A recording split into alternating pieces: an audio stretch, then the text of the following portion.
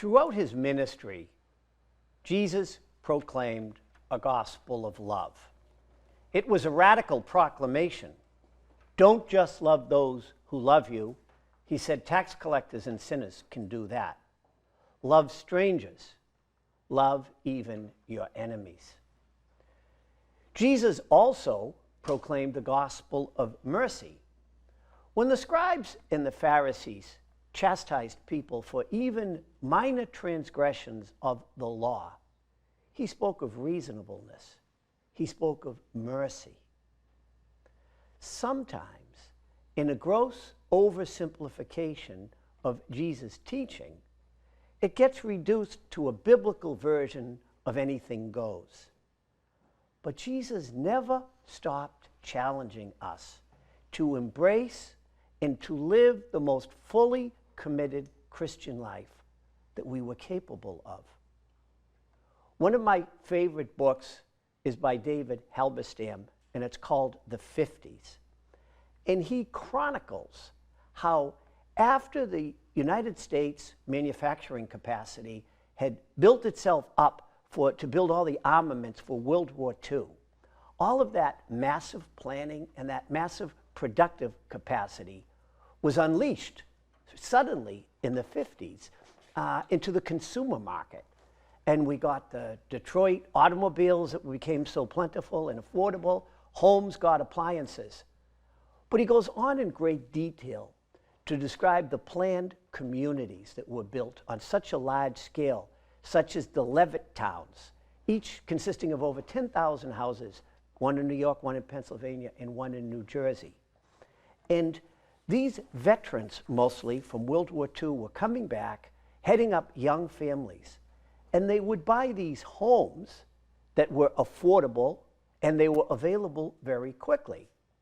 The trade-off was there was no personalization. There was only 3 or 4 models. You chose one of them, and boom, you were in business. In today's gospel, Jesus uses a metaphor of houses. He describes one built on rock and the other on sand. The first survives rain and wind and floods, but the foolish man's house collapses and is completely ruined when that kind of weather occurs. Now, to read and to comprehend the Sermon on the Mount is to realize that Jesus is not calling us to some warm, fuzzy, everything is relative philosophy of life, so much as he is challenging us to be as fully committed to him as our intellect and our will permit. In Matthew chapter 5, Jesus begins the Sermon on the Mount by saying, I have come not to abolish the law, but to fulfill it.